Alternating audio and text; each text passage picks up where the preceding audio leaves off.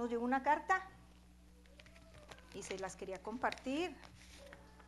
Esta carta la escribió un viejito y este viejito quiere dar un mensaje a la iglesia. Entonces vamos a estar atentos. Yo creo que todos conocen quién escribió esta carta, pero para esto les voy a decir que el escritor de esta carta se llama Juan, un viejito, anciano de muchos días. Esta carta fue escrita se cree que fue escrita desde una isla donde el apóstol Juan, que es el escritor de la carta, estaba siendo perseguido por llevar el evangelio. Lo llevaron preso a esa isla. No se sabe si la escribió en el año 90 o en el año 95 aproximadamente después de Cristo. Este fue el último de los apóstoles. ¿A quiénes les gusta la historia aquí? Casi a nadie. ¿Y el chisme? Ese sí, a todos, ¿no? No. Es que para poder comprender la carta de Juan, que le pido que la vayan abriendo, él escribió de hecho 5 porciones de la Biblia, pero nos vamos a concentrar hoy en la primera carta de Juan, y está casi al final de su Biblia para que vayan abriendo ahí, primera carta de Juan. Y este apóstol Juan nos trae una advertencia para la iglesia. Yo voy a estar leyendo del primer capítulo de la primera de Juan, del versículos 1 al 4. Acompáñenme. Lo que era desde el principio, lo que hemos oído, lo que hemos visto con nuestros ojos, lo que hemos contemplado y palparon nuestras manos tocante al verbo de vida, porque la vida fue manifestada y la hemos visto y testificamos y os anunciamos la vida eterna, la cual estaba con el Padre y se nos manifestó. Lo que hemos visto y oído, eso os anunciamos para que también vosotros tengáis comunión con nosotros, y nuestra comunión verdaderamente es con el Padre y con su Hijo Jesucristo. Estas cosas os escribimos para que vuestro gozo sea cumplido. Acompáñenme en una oración. Bendito Padre, aquí estamos, tu iglesia, esta iglesia hermosa, local, aquí de Santa Fe. Venimos, Señor, no como un domingo más, sino que para nosotros es un gozo, es un placer venir cada domingo para recibir la instrucción que tienes para nuestras vidas. Espíritu Santo, te pedimos que obres esa palabra que traes para nosotros, que hagas la obra en nuestros pensamientos, nos transforme, nos edifique, nos ayude a crecer juntos. Te lo pedimos en el nombre de Jesús. Amén. Entonces, vamos a estar viendo, hermanos, algunos versículos de esta carta de primera de Juan. Esta carta fue escrita en ese periodo que les comenté, más o menos en el año, no están seguros si fue entre el año 70 hasta el 90, porque ahí dentro de la historia podemos conocer la situación que se estaba viviendo en ese momento, y es así que sacamos a conclusión más o menos en qué fecha se escribió. Y les voy a comentar que esta carta fue una carta que se envió a todas las iglesias, pero resultó a partir, porque el motivo de esta escritura es por los peligros que estaba sucediendo con la iglesia. Y para esto les quiero decir que se cree que el apóstol, el último de los apóstoles, este anciano, se dedicó a supervisar las iglesias de Asia Menor para ver si todas estaban marchando bien conforme era el propósito de Dios en cuanto a la semilla del evangelio que se había plantado ahí, para ver si no se estaban desviando. Y de hecho él encontró que sí, efectivamente, principalmente esta corriente de desviación de la iglesia comenzó en la ciudad de Éfeso, y esto es un resultado del pecado que se conocía en ese tiempo, pero el apóstol Pablo, ya que fue el fundador de esta iglesia de Éfeso, ya había comentado que iban a suceder estas cosas. Entonces el apóstol Juan, al leer la carta que el apóstol Pablo había dejado, él supo que era el tiempo de traer esta advertencia a la iglesia.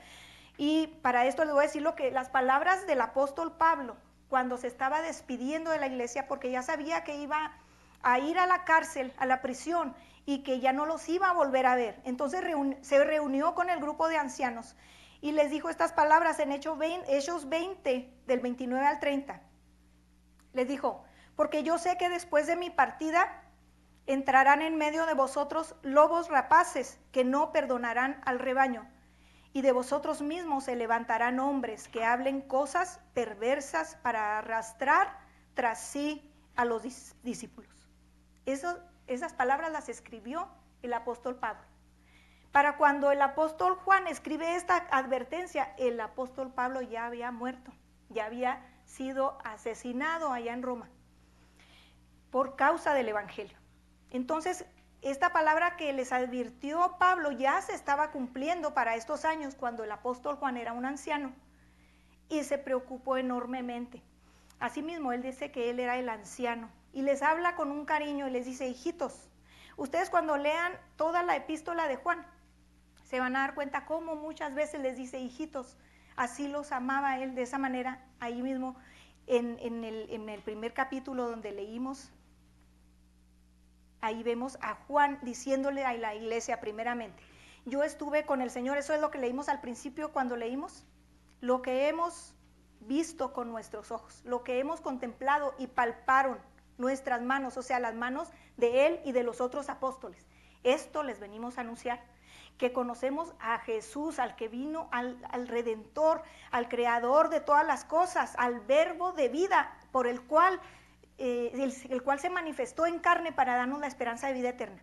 Entonces Juan les viene diciendo: yo no es que como que yo oí que por ahí apareció Jesús y Jesús fue hecho carne y murió por nosotros, no, sino que les dijo: yo estuve con él.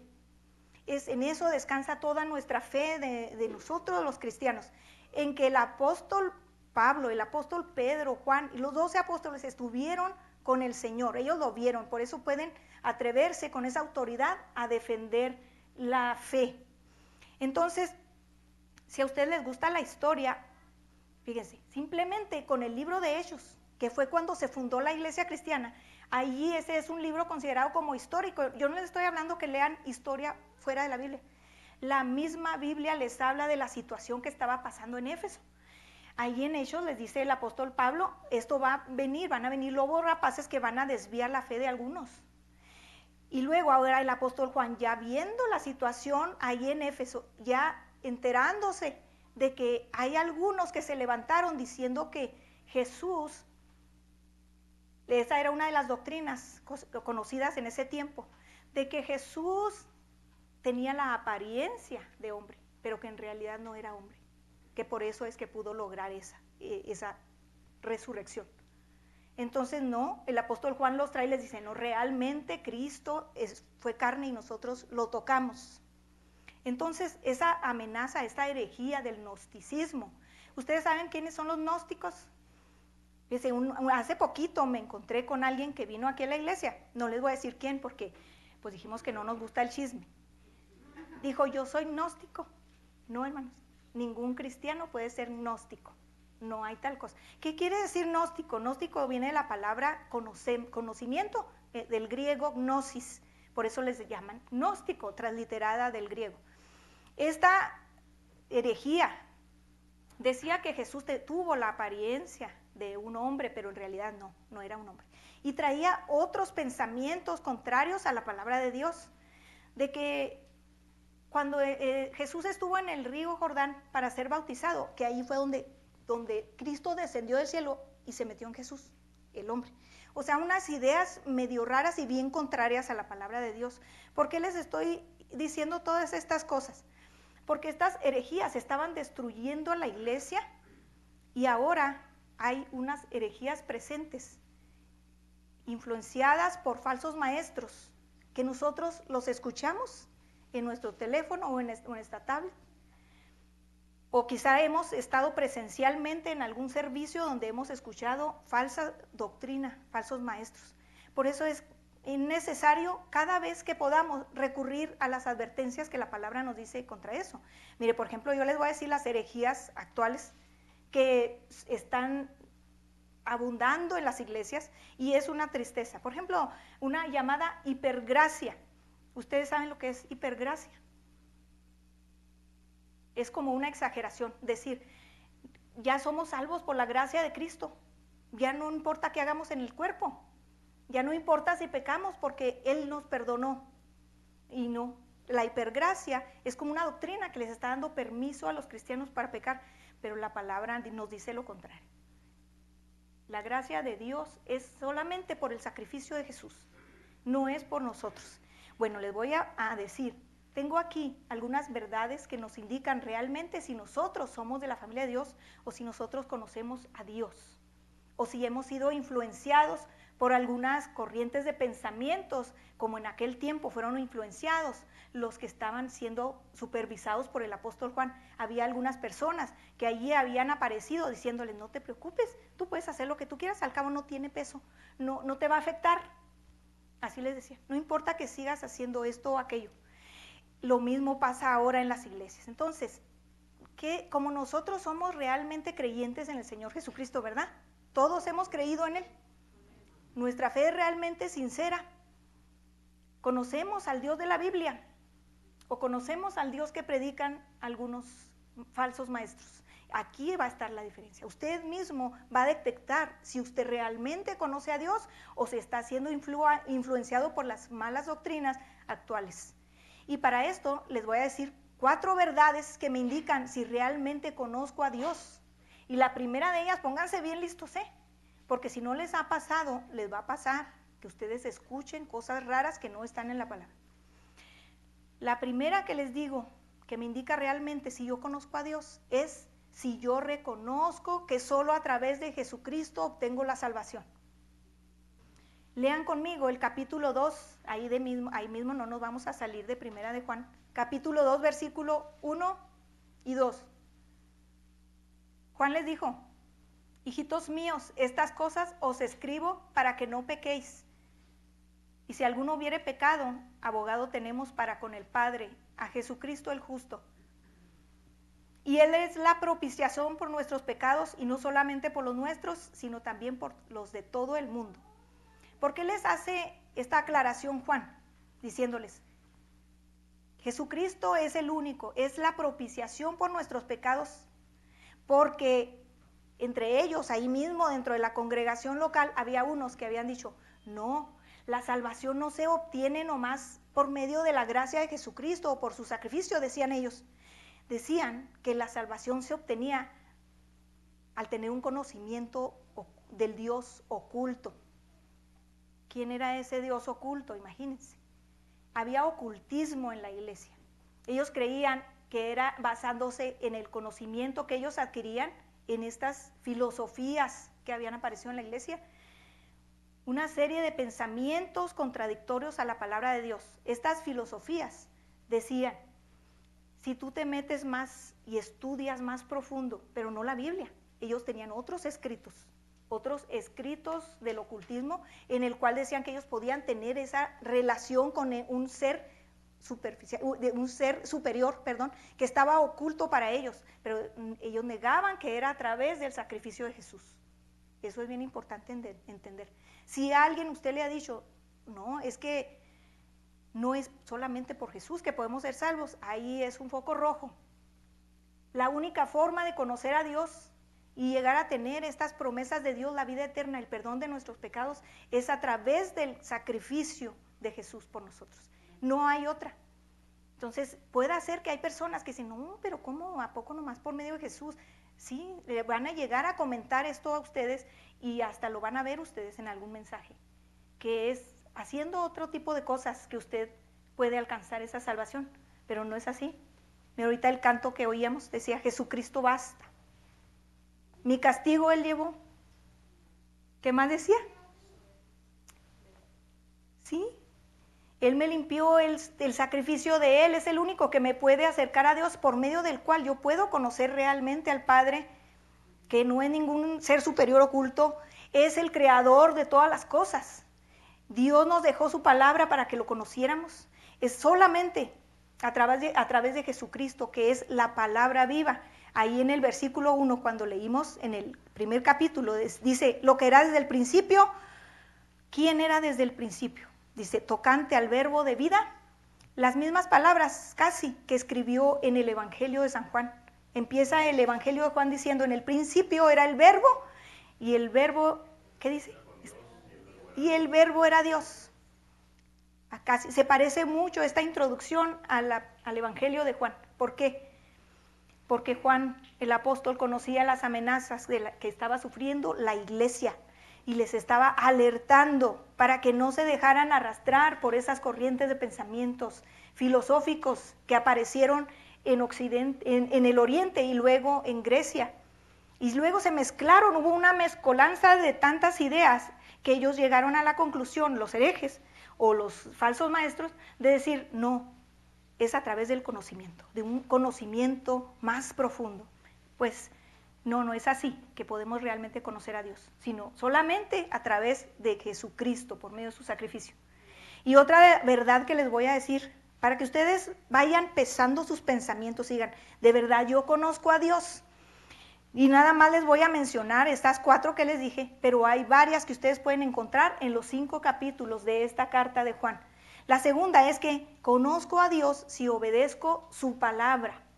Allí en el capítulo 2 vamos a leer del versículo 3 hasta el 5, donde nos dice, y en esto sabemos que nosotros le conocemos si guardamos sus mandamientos. El que dice, yo le conozco y no guarda sus mandamientos, el tal es mentiroso y la verdad no está en él. Pero el que guarda su palabra, en este verdaderamente el amor de Dios se ha perfeccionado. Por eso sabemos que estamos en él, que le conocemos, si obedecemos a la palabra. También lo vemos esto en el Evangelio de Juan, en el capítulo 15, que nos dice, obedezcan, si me amáis, guardar mis mandamientos, obediencia a su palabra solamente. La palabra es suficiente, igual que Cristo es suficiente. No podemos separar a la palabra de Cristo. Un falso maestro hace poco dijo que él no podía basar todas sus predicaciones o todos sus sermones en la palabra solamente. Y eso pues ya simplemente suena a una falsa doctrina. Fíjese, estos gnósticos, en lugar de que la revelación divina de la palabra estuviera como juez sobre las ideas de ellos juzgaban la revelación de Dios. Qué arrogancia, qué atrevimiento de ponerse ellos como superiores a la revelación de la palabra.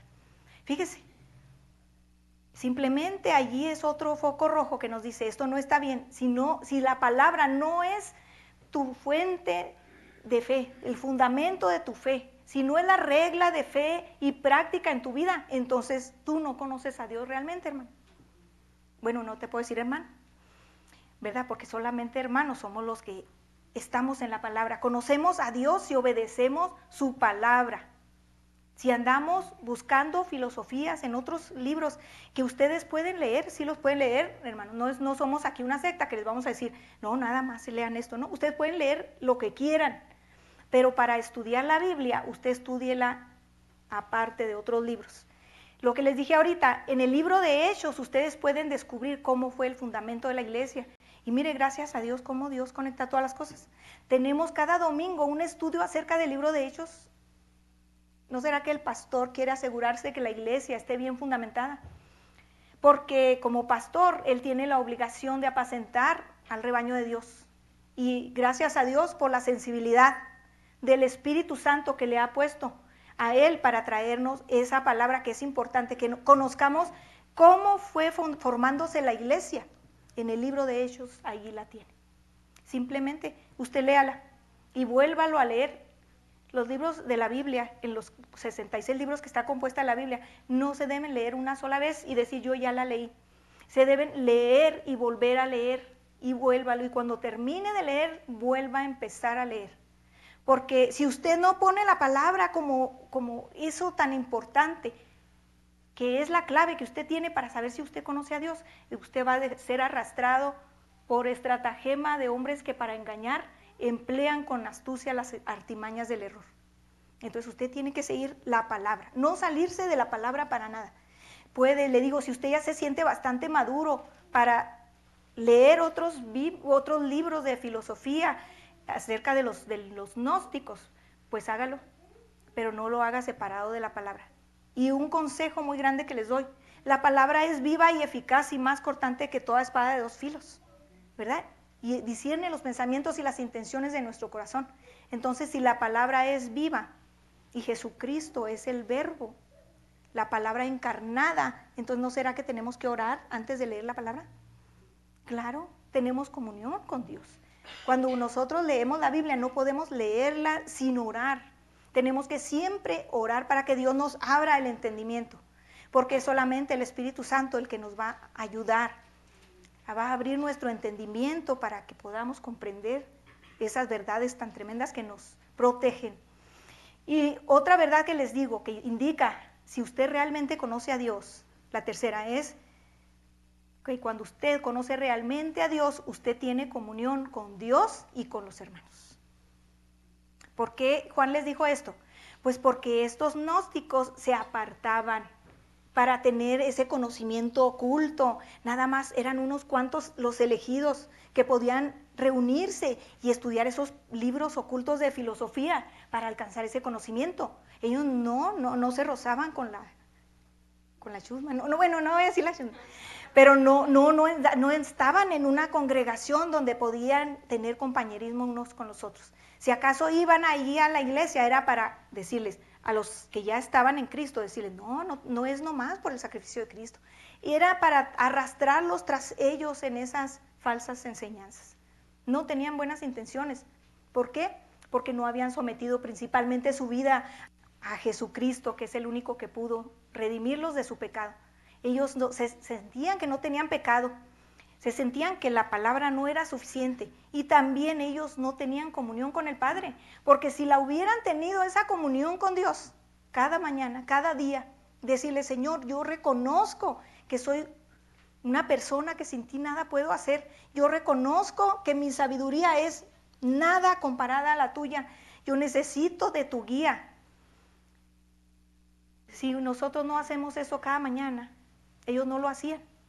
Y por eso eran fácilmente arrastrados por todo viento de doctrina. Pero nosotros que sí tenemos comunión con Dios, nosotros llegamos a conocerlo. Porque en esto consiste la vida eterna, en que conozcamos a Dios, al único Dios verdadero y a Jesucristo. Porque en Él tenemos vida eterna. Entonces consiste en que si usted conoce a Dios, usted tiene comunión con Él y con los demás hermanos. No se vayan a apartar diciendo, no, es que como mucha gente dice, yo desde mi casa puedo estudiar la Biblia, yo desde mi casa puedo ver ahí alguna predicación. Sí, pero ¿de quién? ¿A quién estás escuchando? ¿Quién es tu predicador favorito? ¿A quién prestas oídos? ¿Esa persona conoce la Biblia? ¿Realmente conoce la Biblia ese predicador? Hermanos, muy pocas personas. Yo como quisiera que los hombres de Dios fueran estudiosos de verdad, que se metieran pero de lleno así a escudriñar esos tesoros de la Escritura. No, hermanos, son personas flojas. Déjeme decirle, yo no puedo escuchar a muchos, se me revuelve el estómago de oír todas las cosas que dicen que van en contra de la palabra. Esta es nomás una conferencia, se supone que yo no predico. Yo nada más les estoy transmitiendo esta alerta de la carta de Juan. Yo no soy maestra de la Biblia, hermanos. Yo soy una estudiante de la palabra de Dios y una estudiante que entiende que nunca voy a terminar de conocer la palabra. Y aquellos que ya sienten que ya tienen todo el conocimiento, que ya han aprendido suficiente, ¿saben el daño que le hacen a la iglesia, hermanos? Un daño terrible. Se convierten en comediantes, en animadores, para tener muchos adeptos. Porque adivine qué, entre más personas tienen en su congregación, pues más bien les va a ellos. Más personas les traen dinero. Aquí no necesitamos el dinero de nadie. Aquí necesitamos conocer a Dios en su palabra. Necesitamos tener compañerismo, porque así es como crece la iglesia. La iglesia no puede crecer sin esta comunión unos con los otros. Aquellas iglesias que tienen toda esa serie de shows, hermanos, el compañerismo es un compañerismo muy falso y muy superficial. Déjeme decirle, allá no se interesan realmente por usted. Allá realmente, más bien, se fijan si usted tiene lo que ellos tienen. Si usted está en competencia con ellos para tener ellos más que usted. No, hermanos, de eso no se trata la Biblia. La palabra de Dios se trata de que nosotros tengamos comunión con el Padre y con los hermanos, porque así nos hacemos fuertes. Esto no funciona por separado. Aquí la iglesia debe estar preocupándose por el crecimiento de los demás, sobre todo de los jóvenes. que están entrando al colegio, a la universidad, donde les llenan su mente de filosofías gnósticas precisamente. Que les dicen, no, tienes que conocer más y más y más de otras cosas. Sí, pero menos y menos y menos de la Biblia. ¿Por qué no ponen al mismo nivel? ¿O por qué no ponen a la Biblia como una de esas materias que hay que estudiar a profundidad? Eso solamente lo hacen los que van a los seminarios bíblicos, porque ellos ya entendieron que su llamado es de darle a la iglesia crecimiento. Pero los que no, más bien se enfocan en destruir la fe de la gente. ¿Saben cuántos jóvenes han abandonado la iglesia en la etapa de, no se me está olvidando, hermano, es que el Espíritu Santo me hace sentir un dolor en mi corazón por los que ya van al colegio? Porque uno de mis sobrinos, hermano, fue en esa etapa, después de haber estado en la iglesia desde que era un bebé, escuchando las enseñanzas de la Biblia que su madre le compartía cada noche, después de haber estado orando por él por más de 15 años, cuando él entra al colegio, viene él a llegar a la conclusión de que no hay absolutos en cuanto a la fe, que no es cierto, que la Biblia es falsa. Si viera cómo sufro yo por él. Ahora nosotros estamos muy a tiempo de hablarles a nuestros hijos, de advertirles, de alertarlos, decirles, estas cosas se mueven en el mundo y no es nuevo, estas se movieron en el tiempo del apóstol Juan. Antes de que el último testigo de haber tocado al Señor Jesús y de haberlo visto, ya estaban metidos en la iglesia estas personas que arrastraban a la gente hacia falsas enseñanzas que los terminan destruyendo.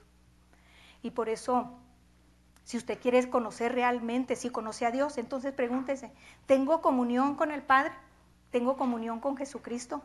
¿Tengo comunión con mis hermanos? ¿De verdad me interesan las vidas de ellos?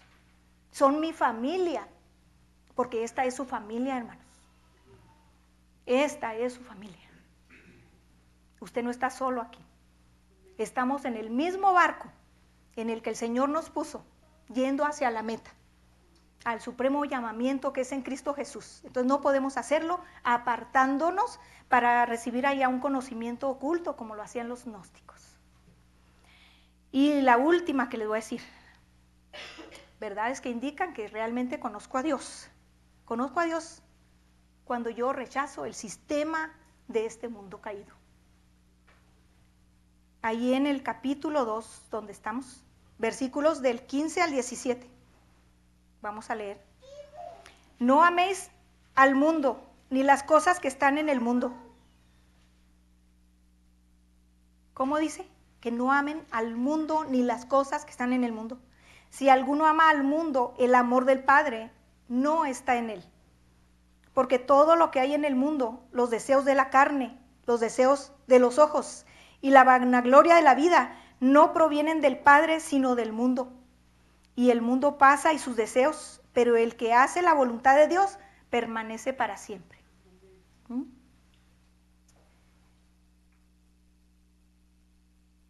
¿Qué no dijo Jesús que Él había venido por el mundo a librar al mundo? Aquí cuando se habla de mundo, no está hablando de la gente en sí, sino del sistema caído del mundo, que ataca a las personas en sus deseos. Aquí nos habló de esos deseos. Deseos, ¿cómo dice? Los deseos de la carne, los deseos de los ojos y la vanagloria de la vida. ¿No les parece así como que ya habían escuchado eso desde el Antiguo Testamento? Y ahora lo vuelve a decir aquí. O sea que el sistema caído del mundo ha estado desde siempre, desde la primer pareja que hubo aquí en la tierra. Cuando leemos Génesis 3:6, ahí nos habla de que cuando Eva vio ese fruto, ella fue influenciada por la serpiente que le dijo, con que Dios dijo que no pueden comer de todos los árboles del huerto, y ella le dijo, no, sí podemos comer de los árboles, nomás de este no, nomás de este no, porque dijo, si comieran, van a morir. Y la serpiente le dijo, no morirán, no morirán, sino que sabe Dios que cuando ustedes coman van a ser abiertos sus ojos y van a ser como Dios. Eso le dijo la serpiente. Imagínense. Y luego Eva se queda contemplando ese árbol. Y luego en el versículo 6 del capítulo 3 de Génesis dice que lo vio, que era bueno para comer, que era agradable a los ojos, que era codiciable para alcanzar la sabiduría. ¿No les parecen las mismas tendencias que tenían los gnósticos en el siglo I? Las mismas. Y estamos hablando que el Génesis fue escrito hace miles de años. Se vuelven a repetir esas tendencias. Estaban en el tiempo de Juan y están ahorita. Esos deseos de los ojos. Cada vez que usted ve algo, los deseos de la carne principalmente, que usted trata de agradarse a sí mismo en esos deseos que son contrarios a la voluntad de Dios. Cosas egoístas que no traen crecimiento a la iglesia, ni a su familia, ni a su persona. Esos son los deseos de la carne. Deseos de satisfacer esos placeres. Estamos en el mundo y siempre los vamos a padecer. Eso es un hecho. Pero ¿por qué aquí el apóstol Juan nos dijo, si hubieran pecado, si alguno hubiera pecado, abogado tenemos para con el Padre a Jesucristo el justo, para cuando tengamos esas tentaciones, nosotros podamos venir y arrepentirnos de nuestro pecado. Pero esto no es una licencia para pecar, hermanos. Estos versículos que les leí al principio, que tenemos abogado para con el Padre a Jesucristo, no es un permiso para que usted ande peque y peque y peque, no. No es. Lo que nos está diciendo es que Jesucristo murió por los pecados de nosotros y Él es poderoso para perdonarnos. Pero aquí usted se puede dar cuenta que el Señor no quiere que usted practique el pecado, que usted no lo ejecute cada vez que sus deseos lo provocan, sino que usted tenga conciencia, temor de Dios y decir, esto no le agrada a Dios, deténgase antes de cometer esos pecados que van a traerle una satisfacción carnal, momentánea, que le va a arrastrar a tener consecuencias terribles. Los deseos de los ojos, todas esas cosas, hermanos, nos traen tanto daño. Las cosas no las debemos juzgar por cómo las vemos. Se ve muy bonito, se ve muy agradable. Me gustaría tener esto, me gustaría tener aquello. Claro, pues Satanás sabe cómo provocarnos. Nos va a enviar cosas bien bonitas para que las deseemos, para que las veamos y las queramos tener. Porque Él es el padre de mentira y así trata, ¿para que qué? Para que nos hagamos dependientes de estas cosas del mundo, de estas cosas que el sistema nos lanza.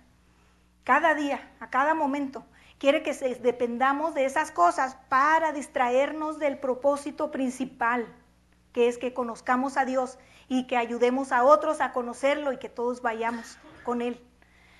Pero nosotros somos tendemos mucho a caer en eso, de los deseos de los ojos.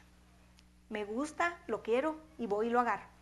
¿Por qué no practicamos un poquito el dominio propio? Decir, sí, está muy bonito, sí me gusta, pero realmente lo necesito, le va a servir a mi familia, me va a servir para el crecimiento en la iglesia, le sirve a alguien aquí de mis hermanos que yo tenga esta cosa o aquella cosa.